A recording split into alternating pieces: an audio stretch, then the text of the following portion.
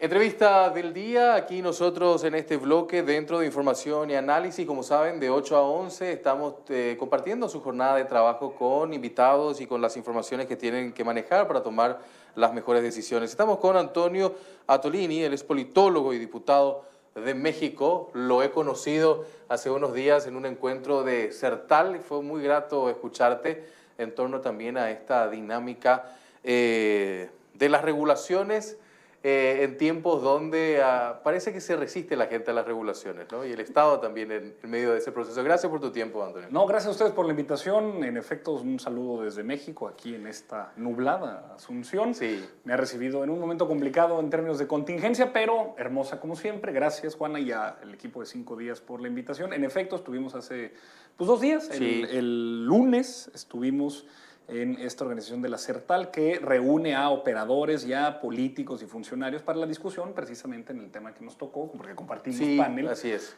sobre la regulación en los ámbitos de competencia de cada uno. Tú estabas hablando en ese momento de la ley de inteligencia artificial. La inteligencia posiblemente. Desde un plano periodístico. Sí. Yo soy diputado local, pero diputado al fin, en México, y hablábamos sobre también la regulación en la idea de la construcción de organismos reguladores. También incluso fue muy curioso ese evento, debo decirlo, y búsquenlo por internet, tiene que estar. Sí. Los mismos regulados hablando. Adelante, después de nosotros estuvieron hablando, y fue muy interesante escuchar un panel de puros regulados expresando cuál es su posición frente a la regulación, y fue una conversación interesante, pues porque bueno, el encuentro latinoamericano siempre permite compartir experiencias, y en ese espacio fue muy rico poder expresar lo que ahora en México se vive. Estamos a 6 días de que cambie el gobierno, y bueno, los cambios importantes de México creo que pueden servir para la región, y la región, por supuesto, también reflejarse. Quiero aprovechar tu presencia justamente para que nos puedas hacer un poco un análisis en torno a lo que se va a vivir en estos próximos 6 días, ¿no? Que yo me imagino que va a ser toda una gran fiesta. Lo es. Primera mujer, ¿no? Es correcto. Yo lo discutía el día de ayer con unos compañeros. Es tal hazaña lo que logró el pueblo de México en esta elección, que desde que ese pedazo de tierra es sociedad organizada, no solo en el México moderno contemporáneo, no solo en el México de la digamos, de la colonia española, ni siquiera del precolombino o prehispánico, desde que ese pedazo de tierra es sociedad organizada, no ha habido una mujer como dirigente, en este caso comandanta suprema de las Fuerzas Armadas y presidenta. Es una reivindicación que la doctora Claudia Sheinbaum hace mucho. No solo eso, sino que además, después de la proeza histórica que el pueblo de México realizó en 2018 con el presidente López Obrador, que lo convierte en el presidente más votado de nuestra historia, con 31 millones de votos, pues el pueblo de México, avispado como es, logró superar esa hazaña, y ahora la doctora Claudia Sheinbaum es deja tu mujer, la persona más votada en la historia de México, con 36 millones de votos. A la doctora le acompaña la mayoría en las cámaras, que eso también es importante señalar. Acaban de entrar, ellos entran, bueno, las cámaras, la legislatura es el 1 de septiembre, y la doctora entra el 1 de octubre con una mayoría, tanto en la Cámara como de la Cámara de Senadores como en la Cámara de Diputados, y a la vez, para reformas constitucionales, 25 de los 32 estados, las entidades federativas en México, también cuenta Morena, el partido en el que milito, la mayoría. Definitivamente la gran pregunta es cómo lo hicieron, ¿no? Porque las características que se conocen de México es un país machista en gran parte de su estructura cultural. ¿Cómo logran romper eso?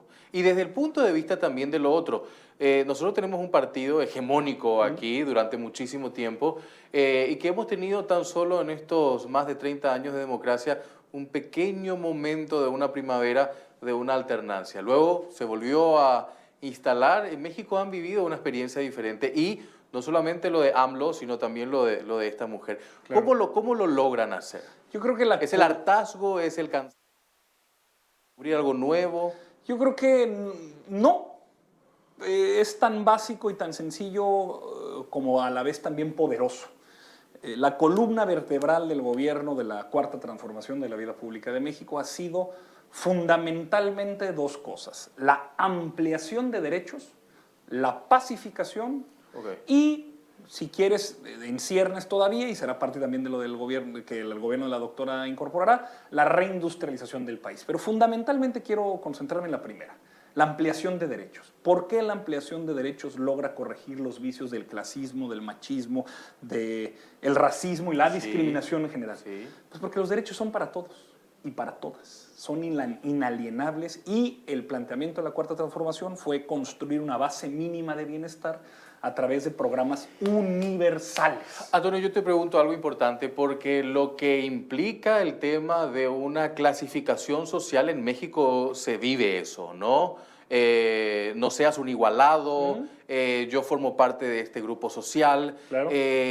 Lo que planteas y un poco lo que hizo llegar a todas estas personas es que también la clase política, dirigencial y económica del país puedan construir una agenda en común, ¿no? Claro, es que si los derechos son para todos y para todas, en consecuencia, el principal principio de doctrina de nuestro gobierno fue que por el bien de todos y de todas, todos, de izquierda, de derecha, del campo, de la ciudad, rico, pobre, librepensador, religioso, hombre, mujer e incluso militantes de otros partidos, para el bien de todos, primero están los más pobres. Es decir, es un principio de doctrina que establece un orden de prioridades. Entonces, si los derechos son para todos, pero vamos a privilegiar antes de cualquier cosa a la atención de quienes más lo necesitan, lo que resulta es algo que el presidente López Obrador ha llamado el humanismo mexicano. Es decir, nos va mejor a todos, no solo por un principio ético, sino que además es políticamente, una política económica exitosa, si se atienden las causas de la desigualdad, las causas de la pobreza, las causas de la marginación y se pone por delante a quien más lo necesita. ¿Cómo se entiende esto que planteas en un mundo que en otras partes tocan tambores nacionalistas y es contra el inmigrante, contra el desfavorecido, nosotros contra ustedes? ¿Cómo se plantea eso? Bueno, a ver, el nosotros contra ustedes, el carácter antagónico de la política siempre tiene que existir. Nosotros no reivindicamos que todos puedan estar en nuestro equipo o nuestro proyecto nacional. No cabe la discriminación, no cabe el clasismo, no cabe el racismo y nos igualamos en la medida en la que el proyecto nacional, que muy desprestigiado en otras partes del mundo, pero nosotros hemos planteado que nuestra idea de nación es una idea incluyente. Por decirlo a quien conozca un poco de México, queremos que los dolores, los agravios, pero también los anhelos y las esperanzas de alguien que vive en Torreón, Coahuila, al norte de México, donde yo vivo, puedan ser igualmente intensos y atendidos como alguien que vive en San Cristóbal de las Casas, en Chiapas, al sur, o en las grandes manchas urbanas como Monterrey, Guadalajara o la Ciudad de México. Esa igualación de hacernos a todos igualmente valiosos o igualmente libres pasa, como decía, por proyectos universales de atención de derechos, un principio de doctrina de atender primero a los y a las más pobres, y sí establecer una división, sí establecer un límite de que no todo se vale. ¿Y qué no se vale? Todo aquello que atente contra la dignidad y la integridad de las personas. Ustedes han vivido procesos de mucha violencia en México y en distintas partes, ¿no? ¿Lo están superando? Sí, sí. Yo digo con mucha responsabilidad, vamos dolorosamente lentos, no estamos bien, pero tampoco vamos mal. Es decir, por primera vez en 15 años tenemos una desaceleración en términos de la incidencia delictiva. Ya no somos el país que cada año supera su propio récord de violencia. Entre ellos crimen organizado. Claro, no, estoy hablando de delincuencia organizada que además su expresión más violenta son las tasas de homicidios por cada 100,000 habitantes. Sí. Su expresión más cruda, violenta, como lo son los asesinatos.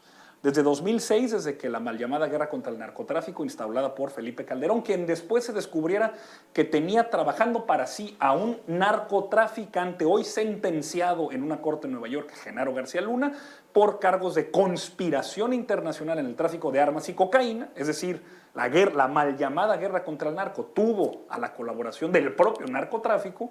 Desde 2006 y hasta 2018 la tasa de incidencia delictiva, en este caso, que es el más doloroso para una sociedad, que son los homicidios por cada 100,000 habitantes, siempre aumentó, se mantuvo siempre creciente. Desde 2019, de enero de 2019 a la fecha, la reducción ha sido sostenida y en total da un 30%.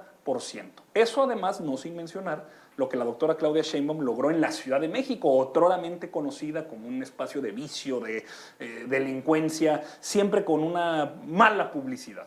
No sin razón. Desde que la doctora Claudia Sheinbaum asumió igual en 2019 y cuando terminó su mandato la reducción fue no del 30 como fue nacional, sino del 60. Fue incluso mayor a la reducción de la media nacional. Así que la doctora, hoy próxima presidenta de México, en 6 días, tiene una estrategia, tiene claridad y además resultados probados. Antonio, la relación con Paraguay, ¿cómo ves? En el sentido de estos lazos que se pueden construir a futuro desde este nuevo inicio con esta nueva administración. Bueno, nosotros, yo siempre digo que el norte no olvida, pero que el sur también existe. De hecho, es la reivindicación de una famosa canción de un cantautor reconocido. El sur también existe y es en donde nosotros hemos puesto nuestro interés. Hemos reivindicado frente a los Estados Unidos que tenemos esta infame relación tan lejos de Dios y tan cerca de los Estados Unidos, dijera Porfirio Díaz. 3.500 kilómetros de frontera con los Estados Unidos han establecido una relación muy complicada, pero hemos nosotros reivindicado, y así lo hemos asumido plenamente, que somos un país soberano.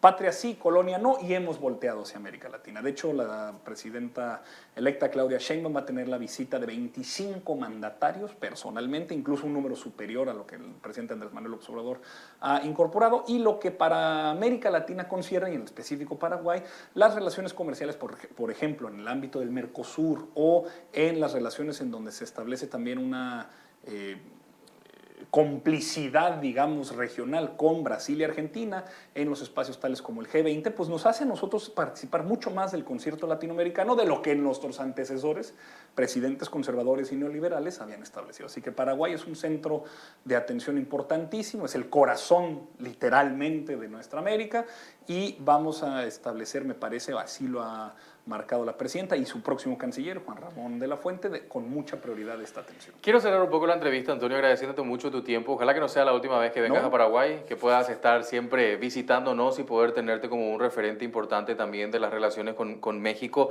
Pero dos cuestiones puntuales. Me llamó mucho la atención esta mañana mirando las tapas de los periódicos españoles, diciendo que la presencia del señor...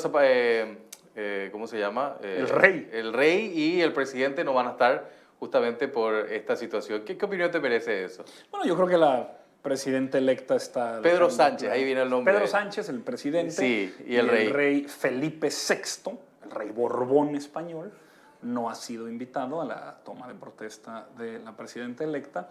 Eso, digamos, como resultado y derivado de una serie de confrontaciones que hemos tenido con el Reino de España a lo largo de estos años, a partir de una reivindicación que se ha hecho desde México, que es España tiene que asumir la responsabilidad en lo que fuera en su momento no la conquista, sino el genocidio que se da en territorio americano, y hemos establecido y hemos planteado, como mexicanos y como Estado soberano, una mínima consideración de reivindicación histórica que el Estado español, el Reino de España, se ha negado a aceptar. Así que pues la presidenta electa decidió no correrle la invitación a un rey Borbón, y no me podría dar más gusto el enojo de un rey.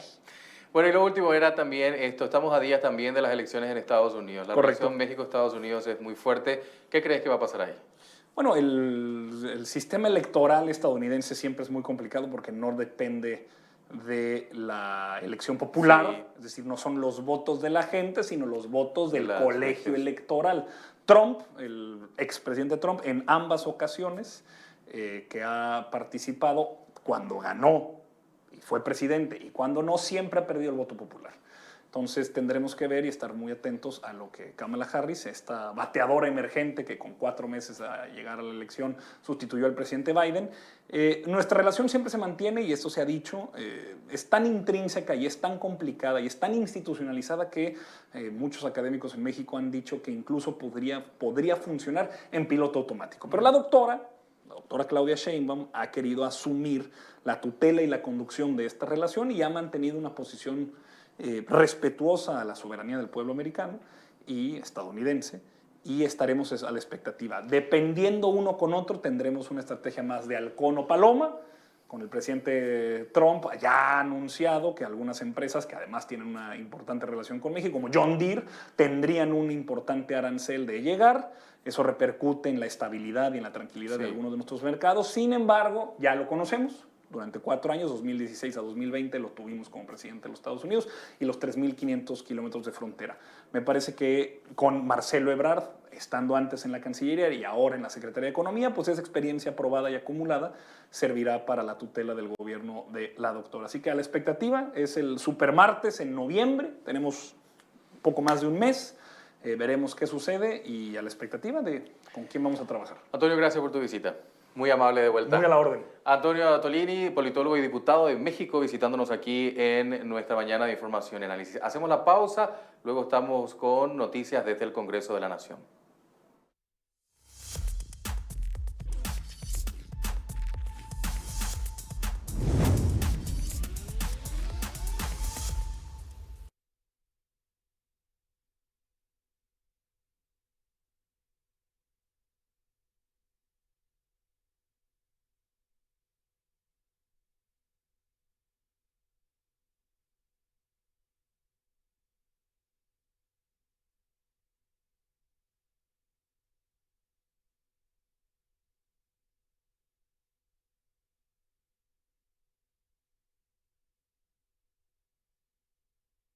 Nosotras las yuyeras tenemos para todos los gustos. A algunos les gusta el mentaí, a otros les gusta el agrial. Acuetereí, pelayo que peñé mucho en nivel. El famoso menta boldo, ¿verdad? El capi cedrón. A muchos les gusta con el mentaí y yo le preparo con curupí menta limón.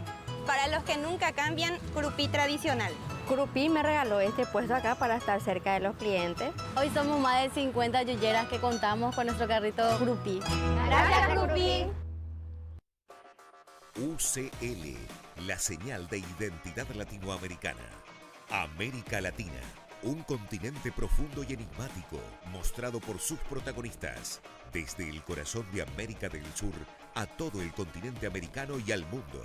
Mostramos un continente que crece a través de los sueños de millones, ganadores de 2 premios Emmy, lo mejor de nuestra sociedad, cultura, política, gastronomía, turismo en una diversidad como pocas. Somos Latinoamérica. Somos UCL.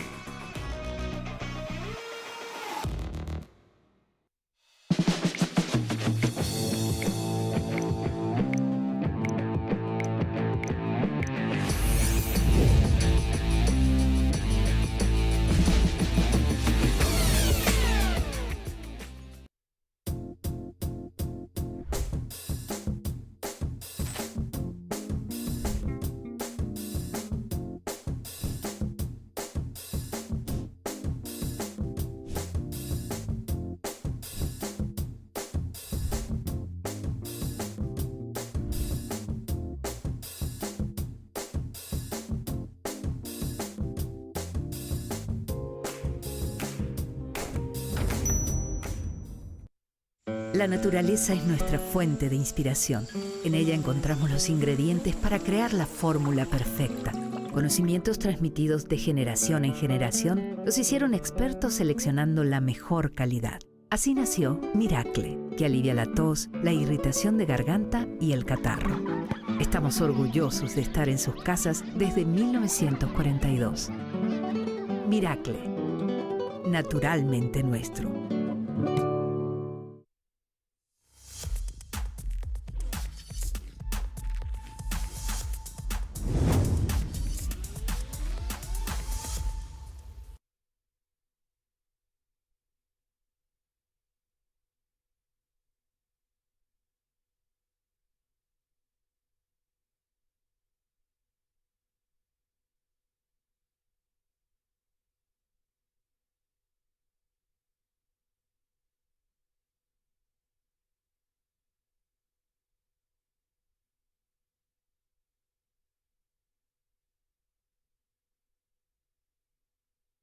Nosotras las yuyeras tenemos para todos los gustos. A algunos les gusta el mentaí, a otros les gusta el agrial. Acuetereí, pelayo que peñé mucho en nivel. El famoso menta boldo, ¿verdad? El capi cedrón. A muchos les gusta con el mentaí y yo le preparo con curupí menta limón.